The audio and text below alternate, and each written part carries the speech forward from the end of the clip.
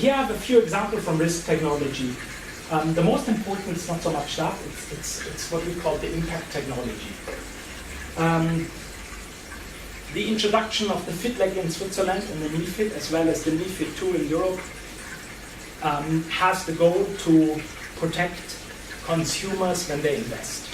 And this consumer protection, of course all the banks fed about the regulation.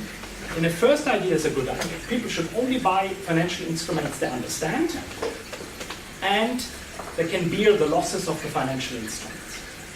Or they can bear the losses of the portfolio. Not, for example, I have 1 million in my account, but I have 500,000 debt. If I lose 600,000, I'm broke. So the bank can only blow away 500,000. At that point, it should stop on my portfolio. But in many cases, in the financial crisis, or to the very day this has happened, so banks actually do not really protect the client. Sometimes they don't know all the information. But the regulation wants that the banks take more care about the client's real risk ability, their ability to bear losses, which is in general a good thing. But if you really look at that, then most banks get a real trouble because on the individual client portfolios, they would need to calculate risk on the portfolio level, on the instrument level. And a few of the large banks have done that. So for example, HSBC has built such a system for itself, and UBS has built such a system. And we helped UBS starting on that front in 2010 to build a system. It's called a client risk profiling engine, or second generation risk score. Because they said we don't want to do all the regulation instrument by instrument level, because then all diversification effects gets lost, or you cannot calculate when you have a hedge. You have tons of problems in really advising clients correctly. So the only way it works on a portfolio market risk-based way, and a little bit on credit risk. And we built that for UBS, and then we were thinking, yeah, maybe there's another 2 or 3 or 4 banks in the world who buy such a system. The whole thing took 4 years, around 40 man-years of effort on both sides until it got running. It served all that until you get all the data, and you need such massive amount of data. Because if you have a very nice time series, everybody can build a nice statistical model. Then you can go to the ETH to some master student and they build you the very nice risk system. But the real trouble comes with all the new issued bonds, the missing data, or the data you look in a real banking system is a mess, and then you have to build all the type of approximation. And this is not so much statistics, pure engineering work. Think about an approximation of data. And we were thinking, yeah, we sell the whole idea another 2 or 3 times and it's game over, and hopefully we get enough maintenance revenue to survive. So, plus we knew in 2011, 2012 that this type of consumer protection regulation will come. We did not know that in 2014 MiFID was really put to the MiFID II to the books, and that the FITLEG will be put to the books in 2015. We did not know that in 2015. And we were thinking, how can we build a system that we can sell the smaller banks who don't have the millions of UBS or a Deutsche Bank to invest in that. And we were thinking about how can we also set apart the heavy calculations that we do as possible in a pre-integration way, and the aggregation of the portfolio in such a way that data does not leave the bank. Of course, you can buy a system like Risk Matrix to send your portfolio somewhere to a server in London or in the US, they calculate the risks, send you back. First of all, you have a delay. Most clients only have the overnight contracts. But this is not very good, because if you're a client advisor and you want to sell 2 stocks and buy a new one and check if the portfolio risk is okay, that should be done on the fly.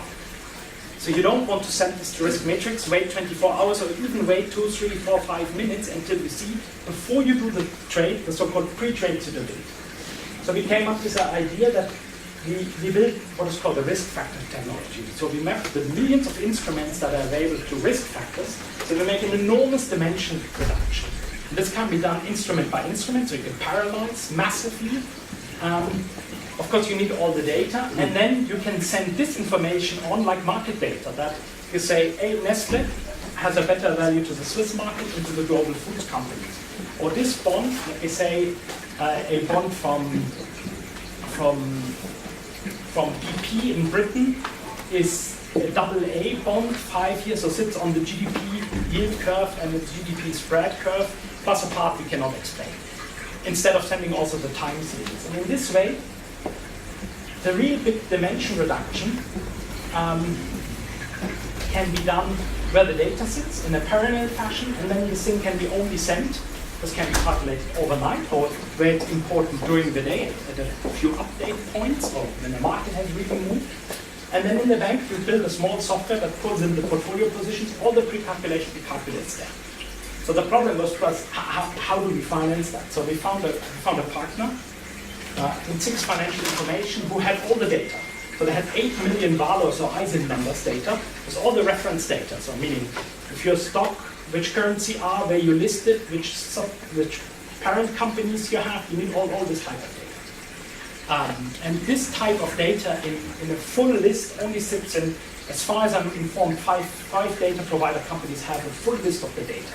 It's Bloomberg, Reuters, SIX, IDC, and there's another company in Germany. But nobody else in the world has this massive data. And so we teamed up because we can use also the sort of data lines, how they send the data. We can pre-calculate, we do the software, install that at banks, and overnight on the calculation center we send this out. And this is again also a piece of technology where you have to think where's something calculated where and how you integrate that into a bank. And this sells extremely well now. This technology has, for example, now been bought by Avalok and Finova in Switzerland, which are two core banking providers, because they could not get a portfolio risk system running. And also, this has a huge commercial advantage of the banks, because we send out this data for a price which is cheaper just buying the raw data. And raw data is sometimes, people totally underestimate that it's so expensive. So if you want to have a time series of a stock that costs you, if you're a bank, around $40 per year. And then if you want the reference data, it costs you another $30 to $40 a year. So just for one stock to treat this well, you pay $80. And then if you think an average private bank here in Switzerland has something between 10 to 15,000 instruments in the books, just what the data costs. And we found a way, because most banks already have the data in one way or another, that we add a price on top of it, and SIX has already data, so there's no additional cost. They have already sourced this, stored this, so this is just selling on top of a business which today, just pushing out data, is a zero margin business. You don't make much money, you don't lose much money. Bloomberg makes its money on the terminals, but not on the raw data services. And so this was a team up where we fused our risk knowledge, our mathematical skills with how we integrate in bank, with their data skills, their operational centers, and all the connections they have already established on the various services to the banks.